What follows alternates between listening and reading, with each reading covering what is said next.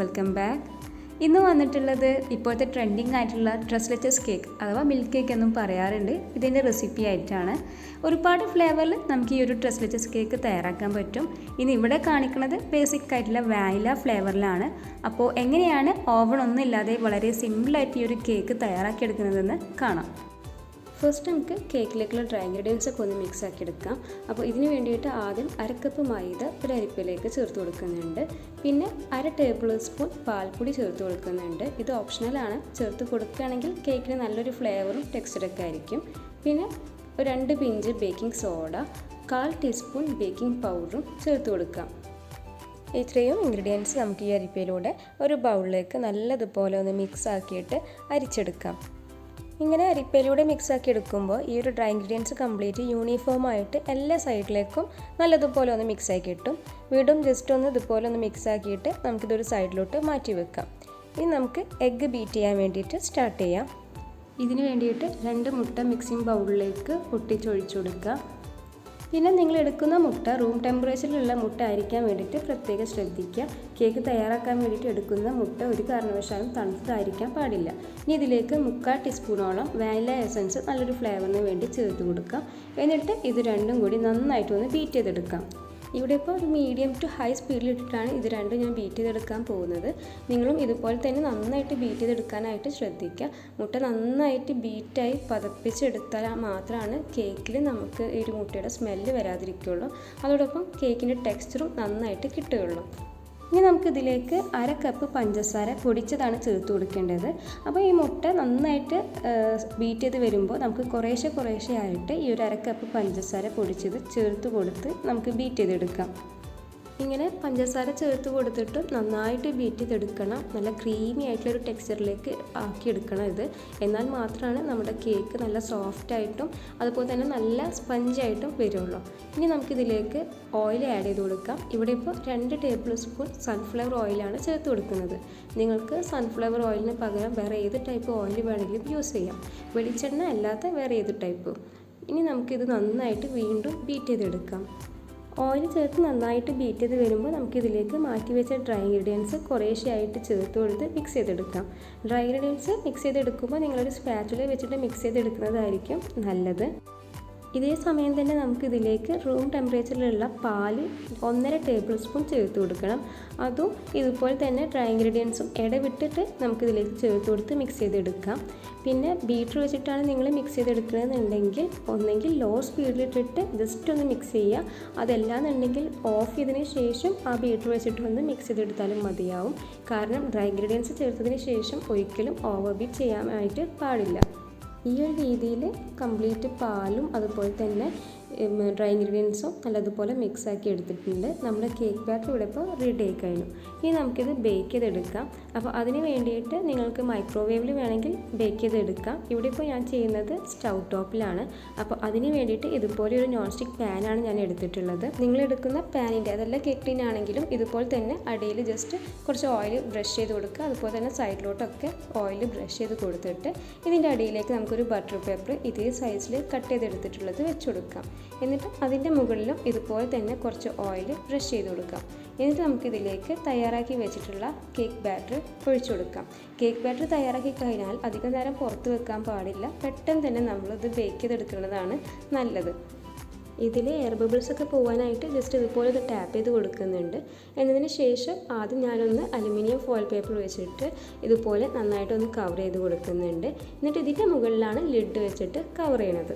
ഇനി നമുക്കിത് ബേക്ക് ചെയ്യാനായിട്ട് സ്റ്റാർട്ട് ചെയ്യാം. അപ്പോൾ അതിന് വേണ്ടിയിട്ട് സ്റ്റൗ ടോപ്പിൽ ബേക്ക് ചെയ്യുമ്പോൾ ഒരിക്കലും ഡയറക്റ്റ് ഫ്ലെയിമിലേക്ക് ബാറ്റർ വെച്ചിട്ടുള്ള പാത്രം വെക്കരുത്. പഴയ ഇതുപോലെയുള്ള എന്തെങ്കിലും തവ എന്തെങ്കിലും വെച്ചിട്ട് അതിന് മുകളിലായിട്ട് വേണം ഈ ഒരു ബാറ്റർ വെച്ചിട്ടുള്ള പാത്രം വെക്കാനായിട്ട്. ഇനി നിങ്ങൾ ബാറ്റർ കേക്ക് ടിന്നിലാണ് ഒഴിച്ചു കൊടുത്തിട്ടുള്ളത് എന്നുണ്ടെങ്കിൽ അപ്പോഴും ഇതുപോലെ ഒരു തവയോ മൂടിയോ എന്തെങ്കിലും കട്ടിയുള്ളത് താഴെ വെക്കുക. അതിന് മുകളിലായിട്ട് ഇതുപോലെ ഒരു പാത്രം എടുത്തിട്ട് അതിൻ്റെ ഉള്ളിലാണ് കേക്ക് ടിന്ന് ഇറക്കി വെക്കേണ്ടത്. എന്നിട്ട് ഇതുപോലെ തന്നെ മൂടി വെച്ചിട്ട് നമുക്ക് ബേക്ക് ചെയ്തെടുക്കാം. പിന്നെ ബേക്ക് ചെയ്തെടുക്കുമ്പോൾ ഏറ്റവും ലോ ഫ്ലെയിമിൽ വേണം ഫ്ലെയിം സെറ്റ് ചെയ്യാൻ. അപ്പോൾ നിങ്ങളുടെ ഗ്യാസ് സ്റ്റൗവിൻ്റെ ഏറ്റവും ചെറിയ തീയിൽ വെച്ചിട്ട് ഏകദേശം ഒരു 30 to 35 മിനിറ്റ്സ് വേണ്ടി വരും ഇത് കുക്ക് ചെയ്തെടുക്കാൻ. പിന്നെ ചില ഗ്യാസിൻ്റെ ഫ്ലെയിമിൽ ചൂടിനനുസരിച്ചിട്ട് ടൈമിൽ വ്യത്യാസം ഉണ്ടാവും. അപ്പോൾ ഒരു 20 മിനിറ്റ് ഒക്കെ കഴിയുമ്പോൾ തന്നെ നമുക്കൊരു സ്ക്യൂവറോ ടൂത്ത് പിക്കോ എന്തെങ്കിലും ഒന്ന് വെച്ചിട്ട് കേക്കിൻ്റെ സെൻറ്ററിൽ ഒന്ന് ജസ്റ്റ് കുത്തി നോക്കുക. അപ്പോൾ ഇവിടെ ഇപ്പോൾ ഞാൻ ഒരു 30 മിനിറ്റ് ആയപ്പോൾ ഇതുപോലെ ഒരു സ്ക്യൂവർ സെൻറ്ററിൽ ഒന്ന് കുത്തി നോക്കി. അപ്പോൾ സ്ക്യൂവർ ഇതുപോലെ അതിൻ്റെ ടിപ്പ് നല്ല ക്ലീൻ ആയിട്ട് വരുന്നുണ്ടെങ്കിൽ കേക്ക് കുക്കായി എന്നാണ് അർത്ഥം. അപ്പോൾ നമുക്ക് ഫ്ലെയിമിൽ നിന്ന് ഈ ഒരു പാത്രം മാറ്റി വെക്കാം. കേക്ക് ഇവിടെ ഇപ്പോൾ ഒരു പ്ലേറ്റിലോട്ട് മാറ്റിയിട്ടുണ്ട്. ഇതിനടിയിൽ നമ്മൾ വെച്ച് കൊടുത്തിട്ടുണ്ടായിരുന്ന ആ ഒരു ബട്ടർ പേപ്പർ നമുക്ക് മെല്ലെ ഒന്ന് മാറ്റി കൊടുക്കാം. കേക്ക് ഇവിടെ ഇപ്പോൾ നല്ല പെർഫെക്റ്റ് ആയിട്ട് വന്നിട്ടുണ്ട്. ഒട്ടും അടിയൊന്നും കഴിഞ്ഞ് പോയിട്ടില്ല. നല്ല സോഫ്റ്റായിട്ട് തന്നെ നല്ല സ്പഞ്ചായിട്ട് വന്നിട്ടുണ്ട്. അപ്പോൾ ബീറ്റ് ചെയ്യുമ്പോഴുള്ള കാര്യങ്ങളൊക്കെ പറഞ്ഞതുപോലെ തന്നെ ചെയ്താൽ നിങ്ങൾക്കും ഇതുപോലുള്ള സോഫ്റ്റ് ആയിട്ടുള്ള നല്ല സ്പഞ്ചായിട്ടുള്ള കേക്ക് കിട്ടും. പിന്നെ കുക്കിംഗ് ടൈം പറഞ്ഞതുപോലെ തന്നെ ഒരു 20 മിനിറ്റ് ഒക്കെ ആകുമ്പോൾ നിങ്ങളൊന്ന് ചെക്ക് ചെയ്ത് നോക്കുക. കാരണം ഓരോ ഗ്യാസിൻ്റെ ഫ്ലെയിമിൻ്റെ ഹീറ്റിനനുസരിച്ചിട്ട് കുക്കിംഗ് ടൈമിൽ ചെറുതായിട്ട് വ്യത്യാസം ഉണ്ടാവും. പിന്നെ ഇതിൻ്റെ മുകളിലുള്ള ഈ ഒരു കളർ എന്ന് പറയുന്നത് സ്റ്റൗ ടോപ്പിൽ ബേക്ക് ചെയ്തെടുത്ത കാരണമാണ്. ഓവനിൽ ചെയ്തെടുക്കുമ്പോൾ മുകൾ ഭാഗവും നല്ലൊരു ഗോൾഡൻ കളറായിട്ട് നമുക്ക് കിട്ടും. ഇവിടെ ഞാനിപ്പോൾ ഇതിപ്പോൾ ഒരു വയർ റാക്കിലോട്ട് ചൂടാറാനായിട്ട് മാറ്റി കൊടുക്കുന്നുണ്ട്. നിങ്ങളുടെ കയ്യിൽ വയർ റാക്ക് ഉണ്ടെന്നുണ്ടെങ്കിൽ വെച്ച് കൊടുക്കുന്നതായിരിക്കും കുറച്ചുകൂടി നല്ലത്. അതാവുമ്പോൾ ചൂടാറി വരുമ്പോൾ ആ ഒരു ഈർപ്പം കേക്കിൻ്റെ അടിയിൽ വരില്ല. ഇല്ലാന്നുണ്ടെങ്കിൽ പ്ലേറ്റിലോട്ട് തന്നെ മാറ്റി കൊടുക്കാം. കേക്ക് ചൂടാറുന്ന ആ ഒരു ടൈം കൊണ്ട് നമുക്കിതിലേക്കുള്ള ഒരു മിൽക്ക് സോസ് തയ്യാറാക്കണം. അപ്പോൾ അതിന് വേണ്ടിയിട്ട് ഒരു ബൗളിലേക്ക് 1 കപ്പ് പാല് ചേർത്ത് കൊടുക്കാം. ഇവിടെ ഇപ്പോൾ ഞാൻ എടുത്തിട്ടുള്ളത് തിളപ്പിച്ചാറിയതിന് ശേഷം തണുപ്പിച്ചെടുത്തിട്ടുള്ള പാലാണ്. 1 കപ്പ് ചേർത്ത് കൊടുക്കാം. ഇനി ഇതിലേക്ക് ചേർത്ത് കൊടുക്കേണ്ടത് വിപ്പിംഗ് ക്രീമാണ്. ഇവിടെ ഇപ്പോൾ 1/3 കപ്പ് വിപ്പിംഗ് ക്രീമാണ് ചേർത്ത് കൊടുക്കുന്നത്. നിങ്ങൾക്ക് വിപ്പിംഗ് ക്രീമിന് പകരം ഫ്രഷ് ക്രീം വേണമെങ്കിലും ചേർത്ത് കൊടുക്കാം. ഇനി ഇതിലേക്ക് 1/4 കപ്പ് കണ്ടൻസ്ഡ് മിൽക്ക് ചേർത്ത് കൊടുക്കാം. ഇവിടെ ഇപ്പോൾ ഞാൻ യൂസ് ചെയ്തിട്ടുണ്ടായിരുന്ന വിപ്പിംഗ് ക്രീം കുറച്ച് മധുരമുള്ള ടൈപ്പ് ആയതുകൊണ്ട് 1/4 കപ്പ് ചേർത്ത് കൊടുത്തത്. നിങ്ങളെടുക്കുന്ന വിപ്പിംഗ് ക്രീമിൽ മധുരം ഇല്ല എന്നുണ്ടെങ്കിൽ നിങ്ങൾക്കൊരു 1/2 കപ്പ് വരെയൊക്കെ കണ്ടൻസ്ഡ് മിൽക്ക് ചേർത്ത് കൊടുക്കാം നിങ്ങളുടെ മധുരത്തിനനുസരിച്ചിട്ട്. പിന്നെ നല്ലൊരു ഫ്ലേവറിന് വേണ്ടിയിട്ട് 1 ടീസ്പൂൺ വാനില എസൻസും ഇതിലേക്ക് ചേർത്തിട്ടുണ്ട്. ഇത് ഓപ്ഷണലാണ്, നിങ്ങൾക്ക് വേണ്ടാന്നുണ്ടെങ്കിൽ സ്കിപ്പ് ചെയ്യാം. ഇനി ഇതെല്ലാം നന്നായിട്ടൊന്ന് മിക്സ് ചെയ്തെടുക്കുക. മിൽക്ക് സോസ് ഇവിടെ റെഡി ആയി കഴിഞ്ഞു. ഈ ഒരു മിൽക്ക് സോസിൽ ആഡ് ചെയ്തിട്ടുള്ള ആ ഒരു 3 മിൽക്ക് കാരണമാണ് നമ്മുടെ കേക്കിന് ട്രസ്ലെച്ചസ് എന്ന പേര് വന്നിട്ടുള്ളത്. ഇത് നമുക്കൊരു സൈഡിലോട്ട് മാറ്റി വെക്കാം. ഇവിടെ ഇപ്പോൾ കേക്ക് സെറ്റ് ചെയ്യണത് ഇതുപോലെയുള്ളൊരു ഡിസ്പോസിബിൾ പ്ലേറ്റിലാണ്. ഇതുപോലെയുള്ള പ്ലേറ്റ് ഇല്ലെങ്കിലും വേറെ ഏത് കുറച്ച് ഡെപ്ത് ആയിട്ടുള്ള പാത്രം വേണമെങ്കിലും നിങ്ങൾക്ക് എടുക്കാവുന്നതാണ്. നമുക്ക് കേക്ക് ഒന്ന് മിൽക്ക് സോസിൽ സോക്ക് ചെയ്യേണ്ട ആവശ്യമുണ്ട്. അപ്പോൾ കുറച്ച് ഡെപ്തുള്ള ബൗൾ ടൈപ്പ് പാത്രമായിരിക്കും നല്ലത്. ഇനി നമുക്ക് കംപ്ലീറ്റ് ചൂടാറിയിട്ടുള്ള കേക്കിനെ ഈ പ്ലേറ്റിലോട്ട് വെച്ച് കൊടുക്കാം. ഇനി ഈ കേക്കിൻ്റെ മുകളിലായിട്ട് നമുക്ക് നന്നായിട്ട് ഹോൾസ് ഇട്ട് കൊടുക്കണം. അപ്പോൾ അതിനായിട്ട് ഇതുപോലെയുള്ള ഫോർക്കോ അതല്ലെങ്കിൽ വേറെ സ്ക്യൂവറോ ടൂത്ത് പിക്കോ അങ്ങനെ എന്ത് വേണമെങ്കിലും നിങ്ങൾക്ക് യൂസ് ചെയ്തിട്ട് നന്നായിട്ട് ഇതിൻ്റെ മുകളിൽ ഹോൾസ് ഇട്ട് കൊടുക്കാം. ഹോൾസൊക്കെ നല്ല അടുത്തടുത്തായിട്ട് തന്നെ ഇട്ട് കൊടുക്കാനായിട്ട് ശ്രദ്ധിക്കുക. താഴത്തേക്ക് എത്തുന്ന രീതിയിൽ തന്നെ ഹോൾസ് ഇടണം. എന്നാലാണ് മിൽക്ക് സോസൊക്കെ ഇതിന് മുകളിൽ ഒഴിച്ചെടുക്കുമ്പോൾ കേക്ക് നല്ല രീതിയിൽ സോക്കായി കിട്ടുള്ളൂ. ഇവിടെ ഇപ്പോൾ ഞാൻ കംപ്ലീറ്റ് ഹോൾസൊക്കെ ഇട്ട് കേക്ക് റെഡിയാക്കി എടുത്തിട്ടുണ്ട്. ഇനി നമുക്ക് ഇതിൻ്റെ മുകളിലേക്ക് ഈ ഒരു തയ്യാറാക്കി വെച്ചിട്ടുള്ള മിൽക്ക് സോസ് ഒന്ന് ഒഴിച്ചു കൊടുക്കാം. തയ്യാറാക്കി വെച്ചിട്ടുള്ള ആ ഒരു മിൽക്ക് സോസ് വീണ്ടും ഇതുപോലെ ഒന്ന് ചേർത്ത് മിക്സ് ചെയ്തെടുക്കുക. എന്നിട്ട് ഈ ഒരു കേക്കിൻ്റെ മുകളിലായിട്ട് ഒഴിച്ചു കൊടുക്കാം. അപ്പോൾ ഒഴിച്ചു കൊടുക്കാനായിട്ട് നിങ്ങൾക്ക് ഏതാണോ സൗകര്യം അതെടുക്കാം. ഇതുപോലെ ചെറിയ ടീസ്പൂണോ അതല്ലെങ്കിൽ തവിയോ അതല്ലെങ്കിൽ സ്ക്യൂസിങ് ബോട്ടിലോ അങ്ങനെ എന്ത് വേണമെങ്കിലും എടുക്കുക. കേക്കിൻ്റെ മുകളിൽ നന്നായിട്ട് ഈ ഒരു മിൽക്ക് സോസ് എല്ലാ ഭാഗത്തും എത്തുന്ന രീതിയിൽ കേക്ക് കംപ്ലീറ്റ് സോക്കാണ രീതിയിൽ വേണം ഒഴിച്ചു കൊടുക്കാനായിട്ട്. നമ്മൾ സാധാരണ കേക്കിൻ്റെ ഒക്കെ മുകളിൽ സിറപ്പ് വെച്ചിട്ട് വെറ്റ് ചെയ്യണ പോലെയല്ല, കേക്ക് നന്നായിട്ട് തന്നെ സോക്ക് ചെയ്ത് കിട്ടണം. അപ്പോൾ നിങ്ങൾ ഒഴിക്കുന്ന മിൽക്ക് സോസിൽ ഒരു കുറവും വരുത്തേണ്ട, നന്നായിട്ട് തന്നെ ഒഴിച്ചു കൊടുത്തോളൂ കേട്ടോ. കേക്കിന് മുകളിൽ സോസ് ഒഴിച്ചതിന് പുറമെ ഇതുപോലെ എഡ്ജസിലൂടെയൊക്കെ കുറച്ച് മിൽക്ക് സോസ് ഒഴിച്ചു കൊടുക്കുക. എല്ലാ ഭാഗത്തും ഒരുപോലെ സോക്ക് ചെയ്ത് കിട്ടാൻ വേണ്ടിയിട്ടാണ്. ഇതുപോലെ ജസ്റ്റ് ഒന്ന് പ്രസ് ചെയ്തെടുക്കുമ്പോൾ മിൽക്ക് പുറത്തേക്ക് ഊസ് ഔട്ട് ചെയ്ത് വരുന്ന ആ ഒരു രീതിയിൽ വേണം ഈ ഒരു മിൽക്ക് സോസ് ഒഴിച്ചു കൊടുക്കാനായിട്ട്. ഇനി നമുക്കിത് കുറച്ച് നേരം ഒരു സൈഡിലോട്ട് മാറ്റി വെക്കാം. നിങ്ങൾക്ക് വേണമെങ്കിൽ ഫ്രിഡ്ജിലോട്ട് മാറ്റാവുന്നതാണ്. ഇത് ഈ ഒരു കംപ്ലീറ്റ് മിൽക്ക് സോസ് കേക്ക് ഒന്ന് വലിച്ചെടുക്കട്ടെ. ആ ഒരു സമയം നമുക്കിതിലേക്ക് ടോപ്പ് ചെയ്തെടുക്കാനുള്ള വിപ്പിംഗ് ക്രീം ഒന്ന് വിപ്പ് ചെയ്തെടുക്കാം. ഇതിന് വേണ്ടി 1/2 കപ്പ് വിപ്പിംഗ് ക്രീമും അതിലേക്ക് 2-3 തുള്ളി വാനില എസൻസും ഒഴിച്ചിട്ടുണ്ട്. എസൻസ് ഓപ്ഷണലാണ്, വേണ്ടാന്നുണ്ടെങ്കിൽ സ്കിപ്പ് ചെയ്യാം. എന്നിട്ട് ഇത് നല്ല സ്റ്റിഫായിട്ടുള്ള പീക്സ് കിട്ടുന്നത് വരെ ഒന്ന് വിപ്പ് ചെയ്തെടുക്കാം.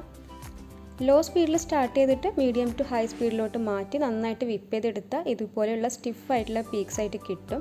ഇനി നിങ്ങൾക്കിത് ഡയറക്റ്റ് കേക്കിന് മുകളിലേക്ക് ജസ്റ്റ് ടോപ്പ് ചെയ്തെടുക്കുക. അതല്ലാന്നുണ്ടെങ്കിൽ പൈപ്പിംഗ് ബാഗിലേക്ക് മാറ്റിയിട്ട് നോസിലിട്ടിട്ടോ ഇടാതെയോ ഇതുപോലെ ഒന്ന് ഡിസൈൻ ചെയ്തെടുക്കുകയും ചെയ്യാം.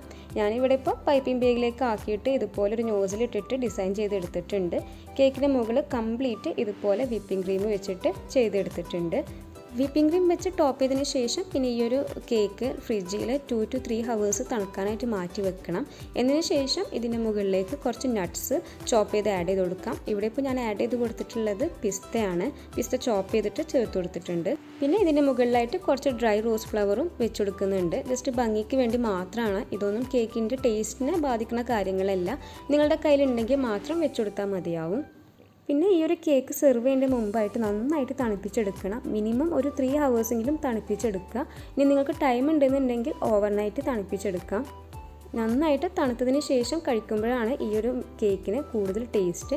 പിന്നെ തണുക്കാനായിട്ട് ഇത് ഫ്രിഡ്ജിൽ വെക്കുമ്പോൾ ഒപ്പം ആ ഒരു മിൽക്ക് സോസും തണുക്കാനായിട്ട് വെക്കണം. നേരത്തെ പറയാൻ വിട്ടുപോയതാണ്, നമ്മൾ കേക്ക് സോക്ക് ചെയ്തെടുത്തതിന് ശേഷം സോസ് കുറച്ചുകൂടി ബാക്കി ഉണ്ടാവും, അതും മാറ്റി വെക്കണം. നമുക്കിത് ലാസ്റ്റ് സെർവ് ചെയ്യുന്ന ടൈമിൽ ആ ഒരു സോസ് ഒഴിച്ചിട്ടാണ് കഴിക്കേണ്ടത്. അങ്ങനെ വളരെ ഈസി ആയിട്ട് തയ്യാറാക്കാൻ പറ്റിയ ടേസ്റ്റി ആയിട്ടുള്ള ഈ ഒരു ട്രസ്ലെച്ചസ് കേക്ക് ഇവിടെ റെഡി ആയി കഴിഞ്ഞു. സാധാരണ തയ്യാറാക്കുന്ന കേക്കിനേക്കാളും വ്യത്യസ്തമായിട്ടുള്ളൊരു ഫ്ലേവറും ടെക്സ്ചറും ഒക്കെയാണ് ഈ ഒരു മിൽക്ക് കേക്കിന്. അപ്പോൾ സെർവ് ചെയ്യുന്ന ടൈമിൽ ഇതിന് മുകളിലായിട്ട് ആ ഒരു മിൽക്ക് സോസ് ഒഴിക്കാൻ മറക്കരുത്. അതിൽ ഡിപ്പ് ചെയ്തിട്ട് വേണം ഈ ഒരു കേക്ക് കഴിക്കാനായിട്ട്. തീർച്ചയായും നിങ്ങളെല്ലാവരും ട്രൈ ചെയ്ത് നോക്കുക. ട്രൈ ചെയ്ത് നോക്കി നിങ്ങളുടെ ഫീഡ്ബാക്സ് ഒക്കെ ഞങ്ങളെ അറിയിക്കുക. അതോടൊപ്പം വീഡിയോ ഇഷ്ടപ്പെട്ടാൽ ലൈക്ക് ചെയ്യാനും ഷെയർ ചെയ്യാനും മറക്കരുത്. ചാനൽ സബ്സ്ക്രൈബ് ചെയ്യാത്തവരുണ്ടെങ്കിൽ പ്ലീസ് സബ്സ്ക്രൈബ്. വീണ്ടും നല്ല റെസിപ്പീസായിട്ട് കാണുന്നതുവരെ take care. Bye. Thank U.